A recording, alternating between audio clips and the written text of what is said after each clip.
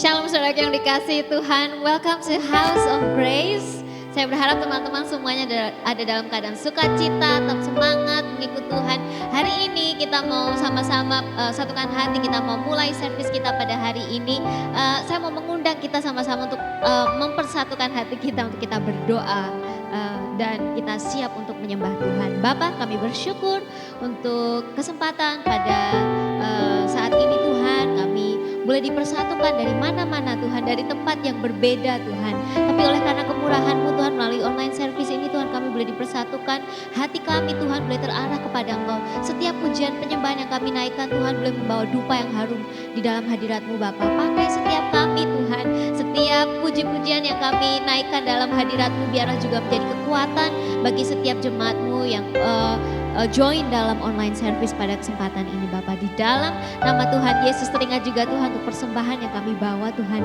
Biarlah persembahan kami ini Tuhan, kami mau trusting Tuhan, our finances Tuhan, ke dalam tangan-Mu. Dan kami percaya firman mengatakan orang-orang yang bawa persembahan kepada Tuhan, menguji Tuhan di situ, di tempat di mana mereka mempersembahkan apa yang mereka miliki, Tuhan akan memenuhi segala kebutuhan mereka, bahkan berlimpah-limpah. Terima kasih Tuhan, di dalam nama Tuhan Yesus kami berucap syukur, haleluya, amin. Kita mau sama-sama naikkan pujian ini, segala yang kita lewati, segala yang kita lalui, kita mau percaya bahwa di situ Tuhan bekerja. Kita rindu akan kuasa Tuhan dan mujizat Tuhan yang boleh dinyatakan, mengubahkan setiap hidup kita. Yes,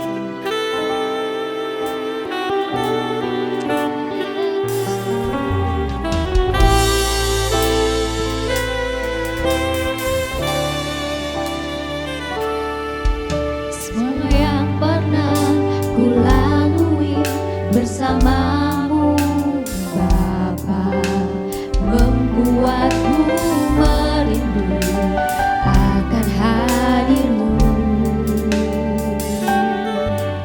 Semua yang pernah ku lewati membawaku melekat akan kasih-Mu Bapa.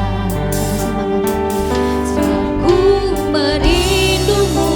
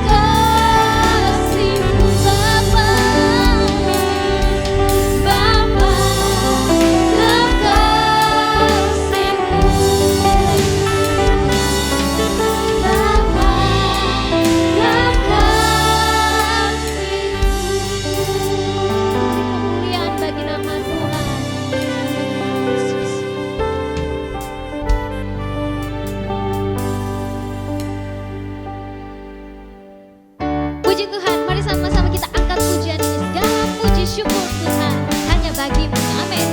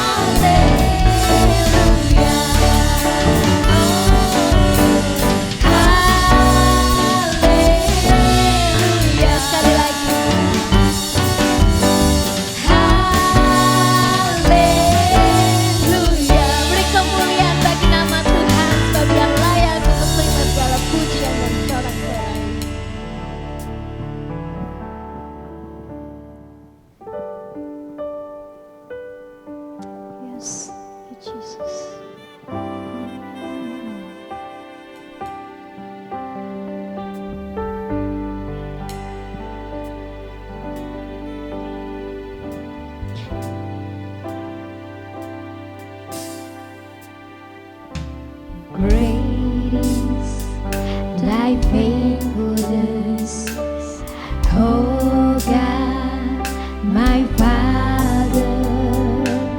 There is no shadow of turning with thee, though changes not thy compassions, they fail not, as thou hast been, thou forever will be. Great is thy faithfulness, great is thy faithfulness, morning by morning, new mercies I see. All I have needed, thy hand hath provided. Great is thy faithfulness, Lord, unto me. Sing this song again. Yes, Lord. Great is thy faithfulness, O God, my Father. There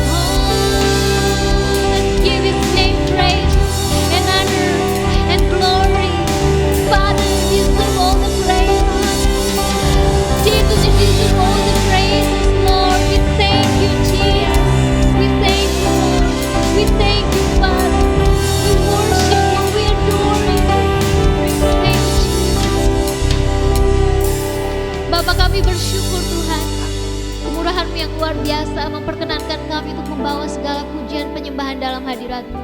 Tuhan, kami membuka hati kami Tuhan saat ini Tuhan, untuk Engkau masuk Tuhan dan berbicara kepada setiap kami. Hamba-Mu yang akan menyampaikan firman Tuhan, urapan Allah ada di atasnya Tuhan. Setiap perkataan yang keluar dari mulutnya boleh menjadi berkat bagi setiap kami yang mendengarkan. Di dalam nama Tuhan Yesus kami berucap syukur. Haleluya. Amin.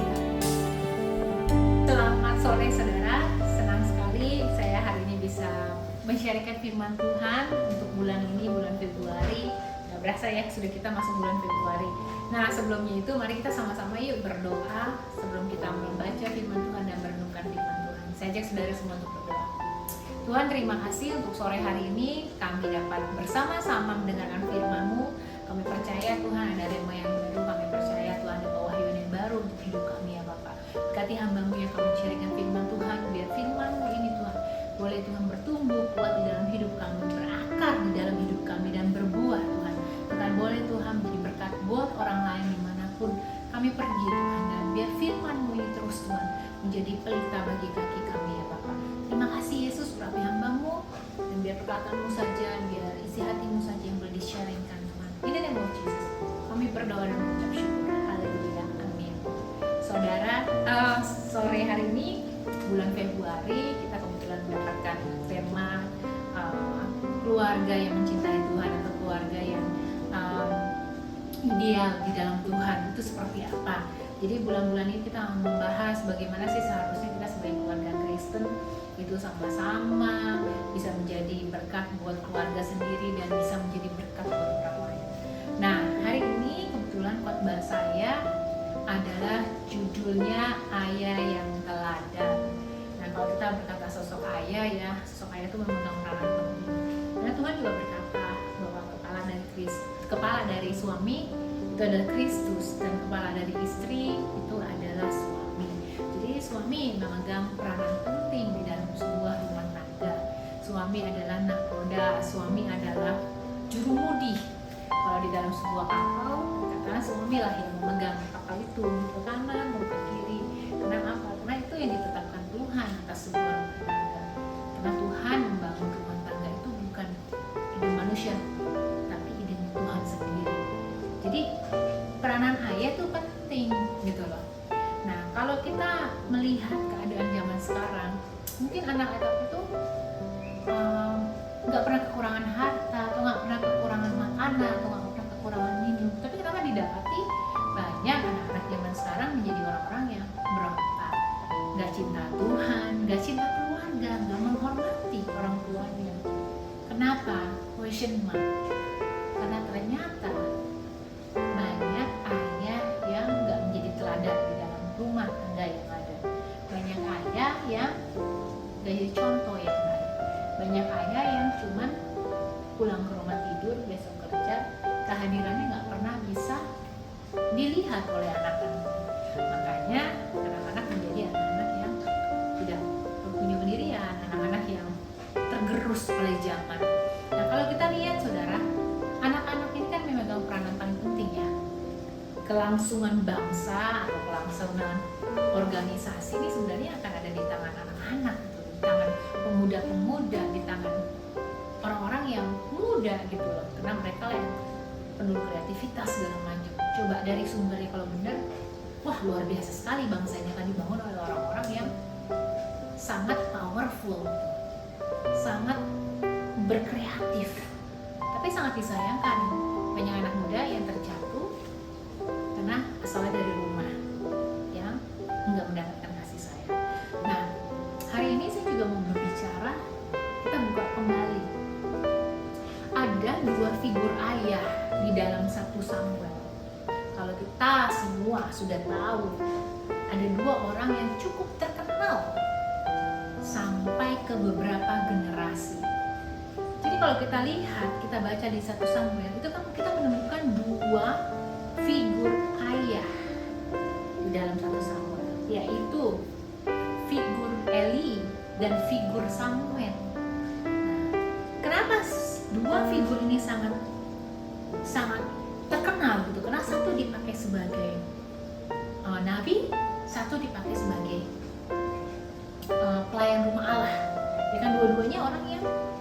pribadinya sangat luar biasa gitu. Ada Imam Eli dan Nabi Samuel.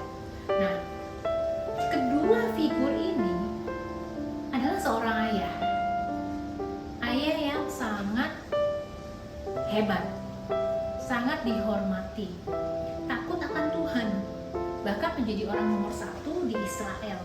Ini menjadi hakim gitu kan. Kalau kita lihat dari figur ayah, yaitu figur Samuel atau figur Eli, sangat dipastikan mereka harusnya melahirkan anak-anak yang juga gak jauh-jauh dari figur ayahnya ini. Kenapa? Karena pohon jatuh tidak jauh, buah jatuh tidak jauh dari pohonnya. Jadi harusnya seperti itu. Cuman didapati Eli dan Samuel adalah orang yang kurang berhasil di dalam mengayomi anak-anaknya.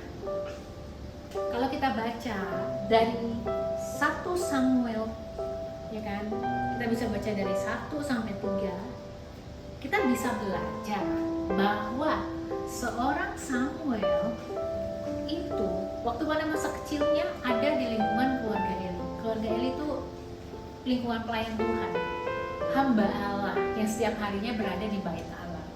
Jadi sejak Samuel kecil itu sudah diserahkan kepada Imam Eli. Nah, kalau harusnya ya perspektif kita hari-hari ini, wah harusnya bagus banget dong ya, dididik dengan sangat luar biasa gitu kan. Setiap hari dia melihat sesuatu yang luar biasa gitu. Tapi sangat disayangkan, ternyata dari keluarga Eli ini, mereka ini adalah imam-imam yang curang. Dalam keluarga Eli, anak-anaknya itu memakan persembahan yang dibawakan oleh bangsa Israel. Jadi mereka memandang loba dan tidak menghormati sama sekali persembahan kepada Tuhan. Anaknya Eli itu ada 2, yaitu Hofni dan Pinehas. Kita tahu ya akhir ceritanya seperti apa ya. Jadi mereka ini benar-benar orang yang sangat rakus, melakukan korupsi di dalam rumah Tuhan sendiri gitu. Jadi benar-benar bukan orang yang dihormati, bukan seperti Imam Eli gitu hidupnya. Nah, tapi kalau kita lihat ketika Samuel ini hidupnya bersama dengan Eli gitu kan. Nah, siapa tahu ketika mereka sama-sama ini terekam di dalam kehidupan Samuel. Gaya hidup yang seperti itu terekam tanpa disadarinya. Padahal Tuhan tuh berjanji kepada keturunan Samuel bahwa keturunannya itu akan membangun menjadi keturunan yang teguh dan setia. Ini janji Tuhan buat keturunan Samuel. Kalau kita bisa baca di Samuel 2 ayat 35, Tuhan berkata seperti ini, dan aku akan mengangkat bagiku seorang imam, kepercayaan yang berlaku sesuai dengan hatiku dan jiwaku, dan aku akan membangunkan baginya keturunan yang teguh setia, sehingga ia selalu hidup di hadapan orang yang kuurapi. Jadi ayat ini ditujukan kepada Samuel sendiri, saudara. Ketika Imam Eli sudah tidak didapati berkenan di hadapan Tuhan, maka ayat ini datang kepada Samuel, yaitu Samuel dikatakan akan mempunyai keturunan yang teguh setia, menjadi orang-orang yang diurapi. Dan kemudian kita bisa lihat bahwa akhirnya anak-anak Imam Eli itu meninggal, dihukum sama Tuhan, mati seketika. Eli sendiri akhirnya hidupnya meninggal sia-sia, ya kan?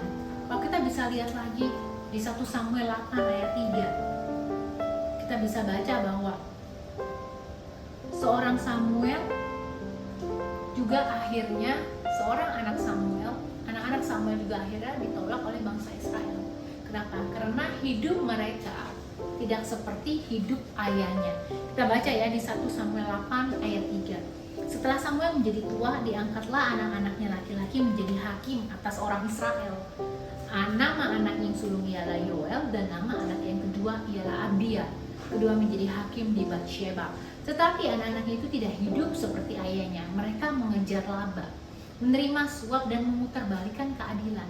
Wah, sangat ironis, ya kan? Seorang Samuel yang dipakai secara luar biasa oleh Tuhan, tapi anak-anaknya itu tidak didapati berkenan di depan bangsa Israel. Kenapa? Karena rakus, menerima suap, memutarbalikkan keadaan. Harusnya saudara ya, Harusnya nggak gitu dong ya, namanya anak Samuel gitu loh kan.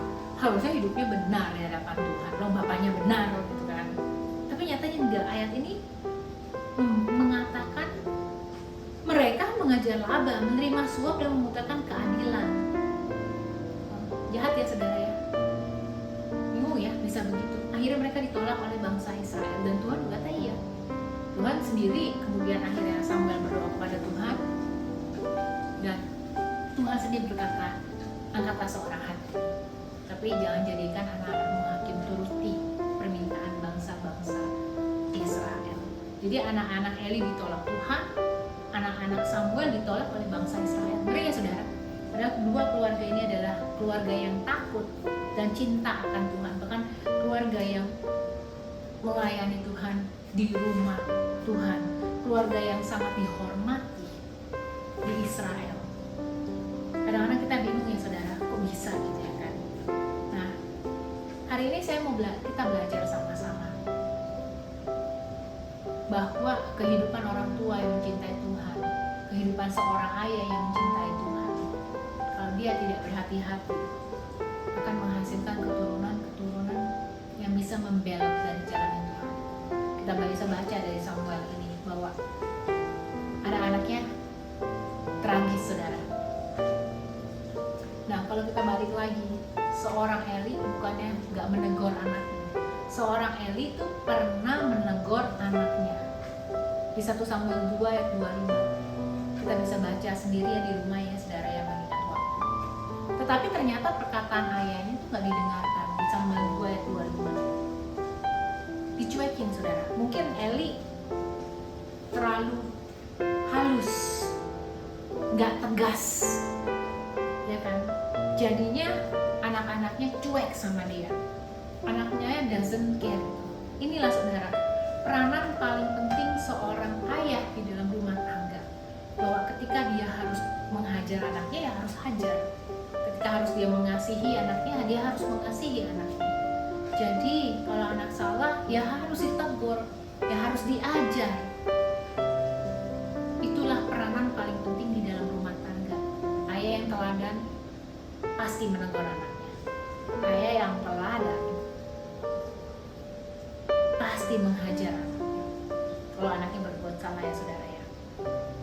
Jadi kalau kita cross check lagi kehidupan Imam Eli dengan cerita di 1 Samuel ini, kita bisa menilai bahwa Imam Eli adalah pribadi yang lebih menghormati anak-anaknya dibanding Tuhan, ya kan? Terus kalau kita lihat lagi kehidupan Samuel, orang yang taat sejak kecil hingga masa tuanya, tapi juga anak-anaknya ditolak oleh bangsa Israel. Kehidupan Imam Eli maupun kehidupan Samuel harusnya memberikan warning buat kita sebagai orang tua, buat kita sebagai ayah khususnya, karena ayah itu penting peranannya di dalam rumah tangga. Ayah harus bisa menjadi nahkoda yang kuat. Ayah harus bisa menjadi orang yang gak cuman mungkin dia pelayan Tuhan, ya kan? Tapi juga menjadi teladan di dalam rumahnya. Apa yang dikatakan, apa yang dia kerjakan harus semuanya seimbang. Jangankan ntar dia melayani Tuhan di gereja, di rumah kayak macan, anak-anaknya semua takut. Boro-boro yang namanya anak-anaknya hormat, boro-boro anaknya mau menghormati dia, mengikuti ajaran dia, mengikuti perintahnya dia, malah takut saudara.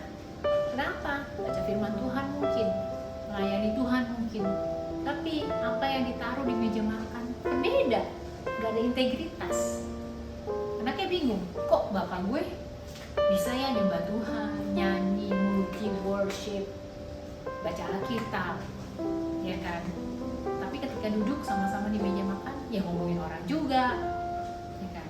Dia juga marah-marah, dia juga nggak bisa mengontrol anger, gitu kan? Itu mana bisa menjadi contoh. Jadi makanya gak heran semua keluarga Kristen, ya kan? Bukan semua, banyakan keluarga Kristen kelihatannya rohani, tapi akhirnya gagal menjadi teladan buat anak-anak. Kenapa? Karena nggak sama kelakuan. Ya kan? Haleluya, haleluya.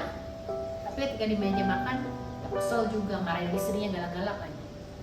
Bagaimana bisa menjadi teladan yang baik buat anak-anaknya?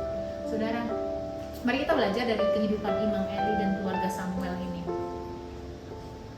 Kita akan belajar 2 hal aja. Apa sih yang kita bisa pelajari dari firman Tuhan hari ini?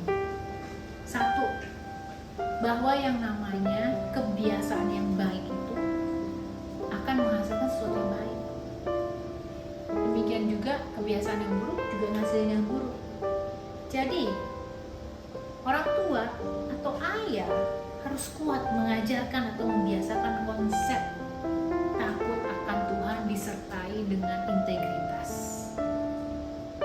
Jangan seperti Imam Eli maupun Nabi Samuel, ya kan? Kenapa? Karena ujung-ujungnya akhirnya mereka nggak menghasilkan anak-anak yang benar-benar seperti mereka. Melenceng, jadi pribadi-pribadi yang sangat berbeda. Padahal mereka menurut orang tua mereka, ya kan? Ya, saya nggak tahu pada saat itu bagaimana seorang Eli dan seorang Samuel mendidik anak-anaknya. Tapi hasilnya setelah bertahun-tahun, berpuluh-puluh tahun, wah sangat mendukakan hati. Terutama mendukakan hati Tuhan. Amsal 1 ayat 7 berkata begini, takut akan Tuhan adalah permulaan pengetahuan, tetapi orang bodoh menghina hikmat dan didikan. Orang tua, ayah terutama, jangan serahin waktu berdoa untuk istri. Lagi mau doa, udah istri aja yang doa. Lagi mau mesbah keluarga, udah kamu aja yang doa. No, harus seorang ayah yang mengambil tindakan untuk berdoa buat anak-anak dan istri. Terus istrinya juga diam aja nggak berdoa, enggak juga, sama-sama berdoa. Lakukan. Kenapa? Karena kalau kita melakukan, anak kita juga akhirnya kata, oh iya, papaku suruh aku berdoa, papaku juga berdoa, papaku suruh aku sabar. Tapi papaku juga orang yang sabar. Jadi kita nggak bisa nyuruh anak kita menjadi orang yang sabar tanpa orang tua itu melakukannya juga. Jadi harus seimbang, harus benar-benar integritas kita benar-benar harus dikerjakan, apalagi di dalam rumah tangga, disertai dengan mengajarkan atau membiasakan konsep takut akan Tuhan berulang-ulang. Ulangan berkata berulang-ulang, bahkan digantung di leher jadi tanda. Jadi kalau kita belajar dari Imam Eli dan Samuel, hati-hati, kebiasaan yang baik menghasilkan sesuatu yang baik, kebiasaan yang buruk menghasilkan yang buruk juga. Samuel nempel sama Eli, keserep saudara, semuanya keserep. Mungkin gaya seorang bapak juga keserep ke situ. Walaupun Samuel nggak ditulis sebagai orang yang bangsa banget, tapi hasilnya anak-anaknya adalah orang-orang yang ditolak sama orang Israel, orang-orang yang menjadi anak-anak yang nggak dicintai sama Tuhan, yang menjadi anak-anak yang nggak berkenan di hadapan Tuhan. Jangan lupa mengajarkan konsep takut akan Tuhan. Kenapa? Karena ketika kita mengajarkan anak-anak kita konsep takut akan Tuhan, keluar tuh pengetahuan, keluar hikmat, keluar didikan, yang akhirnya kebiasaan-kebiasaan baik itu akan membuahkan sesuatu yang baik di anak-anak kita. Kalau mereka nggak bisa melihat di dalam keluarganya ada sesuatu yang baik, ya few years later kita akan memetik buah-buah apa yang sudah kita tanamkan di dalam diri anak-anak kita.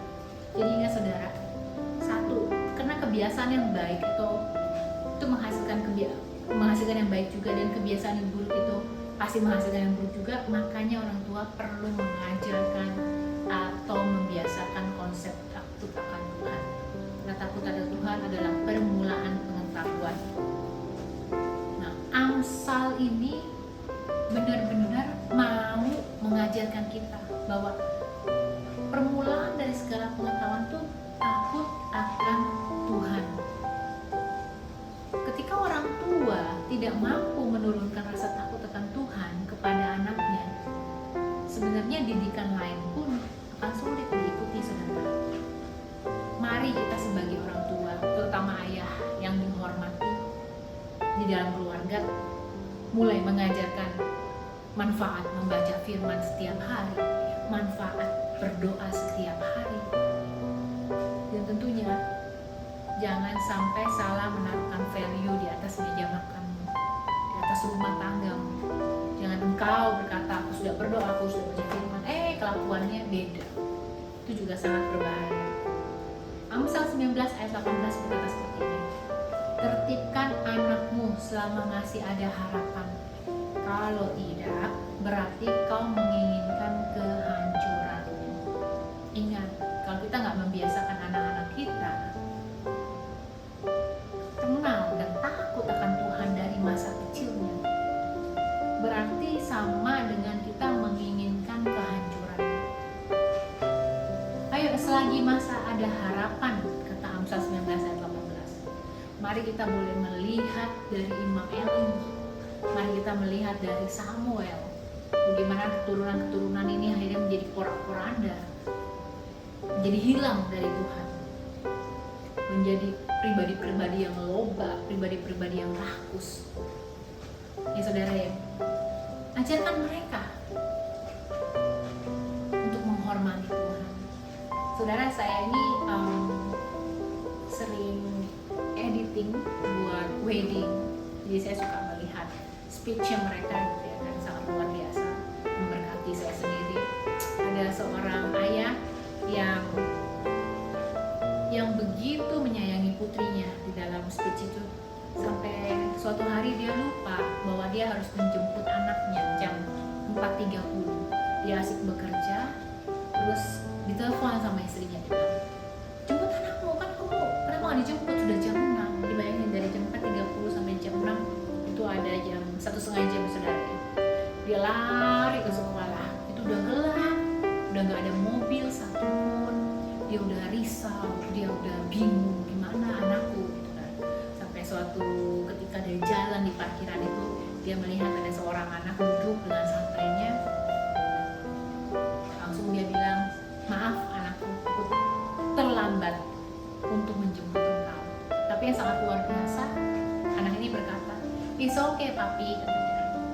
Karena aku tahu papi kan berkata, papi pasti akan datang menjemput. Jadi aku nggak masalah walaupun aku harus nunggu 1,5 jam sampai gelap. Jadi dia menaruh pengharapannya penuh kepada ayahnya. Jadi bayangin saudara, seorang ayah itu krusial banget di dalam rumah tangga, ya kan? Kalau seorang ayah nggak bisa berfungsi dengan baik, apalagi untuk mengenalkan anak-anak kepada Tuhan, itu bahaya sekali. Dalam cerita ini cerita real. Perkataan ayah itu sangat powerful di dalam hati anak-anaknya. Perkataan ayah itu sangat meaningful. Sampai dia mempunyai keberanian seperti itu untuk menunggu papanya walaupun sudah telat 1,5 jam. Bisa bayangin saudara.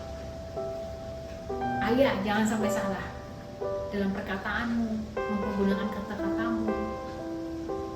Lewat kata-kata aja anakmu sudah langsung copy, langsung menaruh kepercayaan penuh atas hidupnya kepadamu. Apalagi kalau engkau asal-asalan juga bertindak. Wow, gak salah. Makanya Imam Eli dan Samuel, anak-anaknya menjadi anak-anak yang gak takut akan Tuhan. Mungkin dalam kehidupannya, mungkin dia berbicara dengan bijaksana, berbicara dengan baik, menasehati dengan baik. Tapi kelakuannya minus.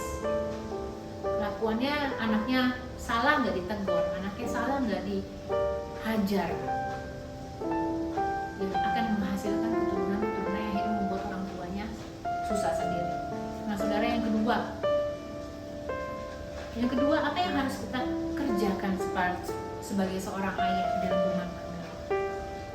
Teladan yang baik yang dicerminin oleh orang tua itu nggak semerta-merta langsung terjadi begitu saja pada anak, ya kan? Jadi ini sesuatu yang ditanamin pelan-pelan, tapi akhirnya berbuah. Nah, jadi segala sesuatu ini yang baik-baik harus dikerjakan terus menerus. Begitu juga dengan kebiasaan jelek, kalau dikerjakan sesering mungkin atau konsisten, itu juga menghasilkan sesuatu yang sangat buruk sekali. Makanya jika terjadi sesuatu di dalam kehidupan anak-anak kita yang sudah melenceng dari firman Tuhan, harus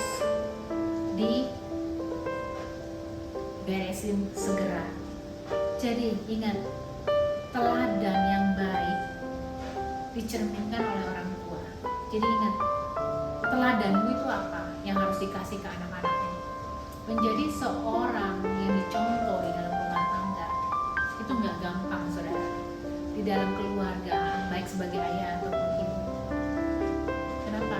Karena sebelum kita bisa mengajarkan anak kita, kita harus terbiasa untuk melakukan itu. Contoh, kalau kita bilang ayo anakku kita baca Alkitab, tapi kita sendiri nggak pernah baca Alkitab. It never works like that. Kenapa? Karena kebiasaan anak ketika dia mau belajar dari kita, meneladani hidup kita, kalau kita nggak melakukannya, itu terlihat kosong di depan mata dia. Maka Efesus 6 ayat 4 berkata seperti ini, hai kamu bapak-bapak, janganlah bangkitkan amarah di dalam hati anak-anakmu, tetapi didiklah mereka di dalam ajaran dan nasihat Tuhan. Saudara, untuk jadi teladan yang baik, engkau dulu harus melakukan apa yang Tuhan mau. Kenapa? Karena dalam Efesus 6 ayat 4 ini berkata, didiklah mereka di dalam ajaran dan nasihat Tuhan. Dalam kurung ini artinya jadi teladan dulu buat hidup mereka, kemudian dididik mereka dalam ajaran dan nasihat. Ajaran dan nasihat ini dalam bahasa asli berkata soal disiplin, training, ada warning yang diberikan. Jadi teladan itu nggak gampang. Tapi kalau kita sudah biasa menanamkan hidup kita di dalam rumah Tuhan, menanamkan hidup kita di firman Tuhan, itu akan otomatis, asal kita mau ya saudara, berubah di dalam perilaku kita, asal kita mau ya berbuah di dalam perilaku kita. Jadi untuk menjadi teladan di dalam rumah tangga, kita harus lebih dulu diubahkan, lebih dulu di training sama Tuhan, lebih dulu dimurnikan. Jadi sejalan, ada integritas, baca firman Tuhan dengan baik, dengan konsisten, akhirnya berbuah. Ketika sudah berbuah di dalam rumah tangga, otomatis akan menjadi teladan. Ketika kita sudah menjadi teladan, maka anak-anak kita juga akhirnya bisa melihat bagaimana sih menjadi seorang ayah yang cinta dan takut akan Tuhan. Gak cuma di mulut, tapi benar-benar menjadi perilaku. Akhirnya gambaran ayah yang teladan itu benar-benar melekat di dalam pemikiran mereka. Dan kata Tuhan, kata firman Tuhan apa? Ya didiklah mereka, tetap diajarin, dinasehatin tentang Tuhan. Jadi jangan salah saudara di dalam melangkah. Jadilah ayah-ayah yang berperan sebagai ayah di dalam rumah tangga. Jadilah papa-papa yang militan di dalam rumah tangga. Firman Tuhan saya nggak panjangkan hari ini. Mari kita belajar dari seorang Samuel dan Eli. Tidak bagaimana mereka merangning keluarga mereka. Bagaimana akhirnya mereka mengabaikan hal-hal yang prinsipal di dalam rumah tangga mereka, akhirnya menghasilkan sesuatu yang sangat menyedihkan Tuhan. Saudara, Amsal 11 ayat 29 berkata seperti ini, siapa yang mengacaukan rumah tangganya akan menangkap angin, orang bodoh akan menjadi budak orang bijak. Saudara, kalau kita mau jadi bijak, ayo hati-hati, jangan sampai kita mengacaukan rumah tangga kita. Karena rumah tangga sudah kacau akan menangkap angin. Seperti Imam Eli dan Samuel, akhirnya akan menangkap angin. Angin yang sangat besar sekali dan harus dibayar dengan sesuatu yang sangat mahal sekali. Mengerikan ya saudara ya. Mari kita menjadi papa-papa, ayah yang teladan di dalam keluarga, dan juga orang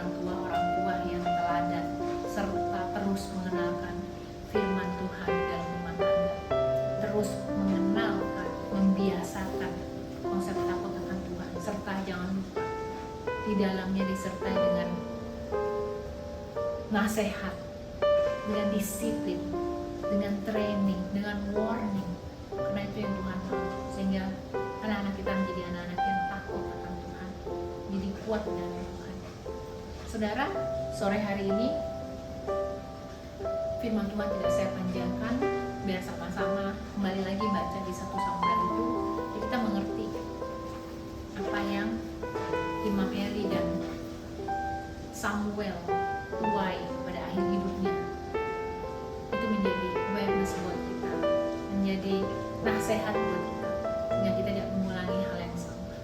Mari saudara, saya ajak kita semua untuk berdoa bersama-sama menyudahi kebaktian sore hari ini. Tuhan, kami mengucap syukur untuk sore hari ini. Kami membawa Tuhan kebaktian sore hari ini ke dalam tangan-Mu. Tuhan, hamba-Mu sudah selesai berbicara, tapi firman-Mu tak pernah berhenti. Tuhan, jadikan kami Tuhan seorang ayah yang menjadi teladan buat keluarga kami, buat anak-anak kami. Tuhan, seorang ibu juga menjadi teladan buat kami, buat anak-anak kami ya Bapak. Tuhan, terima kasih Tuhan, kami mau belajar lebih lagi Tuhan untuk nggak cuek Tuhan terhadap keluarga kami, untuk nggak cuek terhadap anak-anak kami ya Bapak. Ajar kami Tuhan untuk terus bersabar, untuk terus mengajarkan firman Tuhan, untuk terus memberikan nasihat, untuk terus memberikan training Tuhan kepada keluarga kami ya Bapak, sehingga cinta akan Engkau itu semakin terus berbuah Tuhan. Terima kasih untuk sore hari ini Tuhan. Kami juga berdoa untuk bangsa ini Tuhan, kami berdoa untuk pemulihan terjadi Tuhan, kami membawa syafaat kami, biar revival terjadi atas bangsa ini Tuhan, yang lemah dikuatkan Tuhan, dan bahkan Tuhan orang-orang yang belum mengenal Engkau Tuhan, terjadi pembalikan keadaan Tuhan atas bangsa ini. Kami juga speak blessing Tuhan untuk Indonesia, biar di tengah corona ini Tuhan, Indonesia juga mengalami kemenangan dalam keuangan, dalam kesehatan, penyembuhan terjadi Tuhan, dan juga Australia mengalami penyembuhan yang luar biasa Tuhan. Masa-masa corona ini kami berdoa Tuhan, Kau memberikan kekuatan, kesehatan buat hidup kami semua. Di dalam nama Tuhan Yesus kami berdoa dan mengucap syukur, memberkati bangsa-bangsa ini ya Bapak, dan nama-Mu dipermuliakan Tuhan. Saudara, mari kita angkat tangan, kita menyudahi kebaktian hari ini Tuhan. Kita menyudahi kebaktian hari ini, mari kita sama-sama berdoa. Pulanglah dengan membawa damai sejahtera yang datang kepada Allah, dan biarlah Tuhan terus menyertai-Mu, keluarga-Mu, kemanapun Engkau pergi. Diberkatilah usahamu, dan biar menjadi berkat juga buat orang lain di sekitarmu. Terima kasih Yesus, kami sudah menerima berkat yang datang dari Tuhan. Dalam nama Yesus kami berdoa dan mengucap syukur. Haleluya, amin. Shalom.